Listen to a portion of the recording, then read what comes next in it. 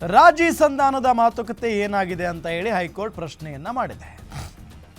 High court ಆದೇಶ ಇದ್ರೂ ನೀವು ಅದನ್ನ ಪಾಲಿಸಿಲ್ಲ, ಮುಷ್ಕರದಿಂದ ಜನಸಾಮಾನ್ಯರಿಗೆ ತೊಂದರೆಯಾಗಿದೆ ಅಂತ ನ್ಯಾಯಮೂರ್ತಿಗಳು ಹೇಳಿದ್ದಾರೆ.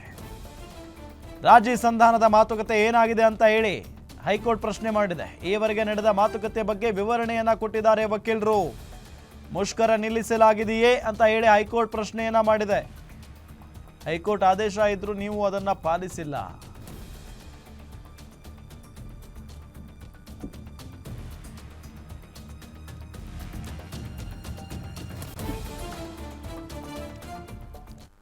ಇದೇ ವಿಚಾರಕ್ಕೆ ಸಂಬಂಧಪಟ್ಟಂತೆ ಡೀಟೇಲ್ಸ್ ಕೊಡ್ತಾರೆ ನಮ್ಮ ಮೆಟ್ರೋ ಬ್ಯೂರೋ ಹೆಡ್ ಉಲ್ಲಾಸ್ ಸಂಪರ್ಕದಲ್ಲಿದ್ದಾರೆ. ಉಲ್ಲಾಸ್, ಒಂದು ಕಡೆ ನಿನ್ನೆನೆ ಹೈಕೋರ್ಟ್ ಬಹಳ ಸ್ಪಷ್ಟವಾಗಿ ಹೇಳಿತ್ತು, ಜನಸಾಮಾನ್ಯರಿಗೆ ತೊಂದರೆ ಆಗುತ್ತೆ, ಬೇಡ ಮುಷ್ಕರ ಮಾಡಬೇಡಿ ಅಂತ ಹೇಳಿ. ಆದರೂ ಕೂಡ ನಾವು ಮಾಡೇ ಮಾಡ್ತೀವಿ ಅಂತ ಮಾಡಿದ್ದಾರೆ.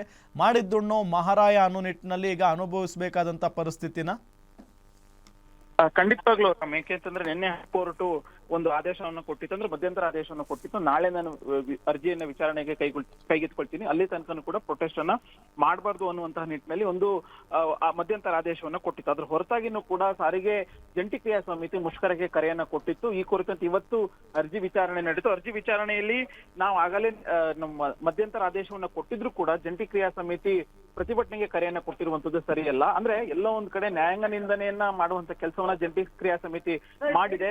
ಹಾಗಾಗಿ ನಾವು ಯಾಕೆ ಕಂಟೆಂಪ್ಟ್ ಆಫ್ ಕೋರ್ಟ್ ಅನ್ನ ಹಾಕಂದ್ರೆ ನ್ಯಾಯಾಂಗ ನಿಂದನೆ ಯಾಕೆ ಅವ್ರ ಮೇಲೆ ಫೈಲ್ ಮಾಡಬಾರ್ದು, ಅವ್ರನ್ನ ಯಾಕೆ ಬಂಧನವನ್ನ ಮಾಡಬಾರ್ದು ಅನ್ನುವಂತ ಒಂದು ಪ್ರಶ್ನೆಯನ್ನ ಕೇಳುವಂತ ಕೆಲಸವನ್ನ ನ್ಯಾಯಪೀಠ ಮಾಡ್ತು.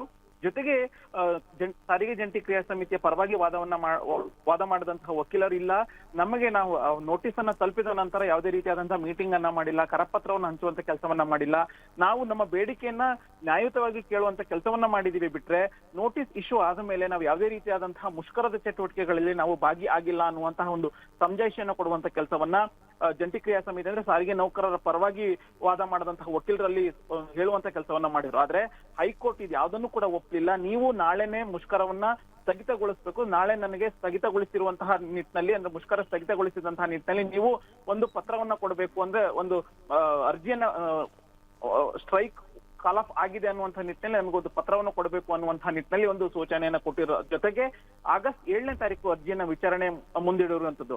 ಸದ್ಯಕ್ಕೆ ಈಗ ಜಂಟಿ ಕ್ರಿಯಾ ಸಮಿತಿಯ ಪದಾಧಿಕಾರಿಗಳು ಹೇಳ್ತಾ ಇರುವಂತದ್ದು, ನಮಗೆ ಇನ್ನೂ ಅಧಿಕೃತವಾಗಿ ಕೋರ್ಟ್ ಆದೇಶ ಬಂದಿಲ್ಲ, ಆದೇಶ ಬಂದ ನಂತರ ನಾವು ಮತ್ತೊಮ್ಮೆ ಪದಾಧಿಕಾರಿಗಳ ಸಭೆಯನ್ನ ನಡೆಸಿ ಆ ನಂತರ ಮುಂದಿನ ತೀರ್ಮಾನ ಯಾವ ರೀತಿಯಾಗಿರುತ್ತೆ ಅನ್ನುವಂಥದ್ದನ್ನ ಹೇಳ್ತೀವಿ ಅನ್ನುವಂತ ಒಂದು ಮಾತನ್ನ ಹೇಳ್ತಿದ್ದಾರೆ. ಅಂದ್ರೆ ಎಲ್ಲೋ ಒಂದ್ ಕಡೆ ಕೋರ್ಟ್ ನ ಈಗ ಆಲ್ರೆಡಿ ಸ್ಟ್ರೈಕ್ ಅನ್ನ ಸ್ಥಗಿತಗೊಳಿಸಿ, ಇಲ್ಲ ಅಂತಂದ್ರೆ ಸಾರ್ವಜನಿಕರಿಗೆ ಸಾಕಷ್ಟು ಸಮಸ್ಯೆ ಆಗ್ತಾ ಇದೆ ಅನ್ನುವಂಥ ನಿಟ್ಟಿನಲ್ಲಿ ಕೋರ್ಟ್ ಇದೀಗ ಕೂಡಲೇ ಸ್ಟ್ರೈಕ್ ಅನ್ನ ಸ್ಥಗಿತಗೊಳಿಸಿ ಅನ್ನುವಂಥ ನಿಟ್ಟಿನಲ್ಲಿ ಒಂದು ಆದೇಶವನ್ನ ಕೊಟ್ಟಿರುವಂತದ್ದು, ಮಧ್ಯಂತರ ಆದೇಶವನ್ನ ಕೊಟ್ಟಿರುವಂತದ್ದು. ಹೀಗಾಗಿ ಆ ಒಂದು ಆದೇಶದ ಮೇಲೆ ಜಂಟಿ ಕ್ರಿಯಾ ಸಮಿತಿ ಯಾವ ರೀತಿಯಾದಂತಹ ಒಂದು ತೀರ್ಮಾನವನ್ನ ಕೈಗೊಳ್ಳುತ್ತೆ. ಒಂದ್ ವೇಳೆ ಇದರ ನಡುವೆನೂ ಮುಷ್ಕರವನ್ನ ಮಾಡಿದ್ದೇ ಆದಲ್ಲಿ ನ್ಯಾಯಾಂಗ ನಿಂದನೆ ಅವರ ಮೇಲೆ ಹೇರಬೇಕಾಗುತ್ತೆ, ಜೊತೆಗೆ ಅವರನ್ನ ಬಂಧನವನ್ನು ಕೂಡ ಮಾಡಬೇಕಾಗುತ್ತೆ ಅನ್ನುವಂಥ ಒಂದು ಎಚ್ಚರಿಕೆಯನ್ನ ಹೈಕೋರ್ಟ್ ಕೊಟ್ಟಿರೋ ಹಿನ್ನೆಲೆಯಲ್ಲಿ ಮುಷ್ಕರ ಸ್ಥಗಿತ ಆಗುವಂತ ಸಾಧ್ಯತೆಗಳಿದಾವೆ. ಸೊ ಪದಾಧಿಕಾರಿಗಳು ಇನ್ನೊಂದು ಅರ್ಧ ಗಂಟೆ ಒಳಗಡೆ ತಮ್ಮ ಅಂತಿಮವಾದಂತಹ ಒಂದು ನಿರ್ಧಾರವನ್ನ ತಿಳಿಸುವಂತ ಸಾಧ್ಯತೆಗಳಿದಾವೆ. Ram, okay, thank you Ullas ತಮ್ಮೆಲ್ಲ ಮಾಹಿತಿಗಾಗಿ.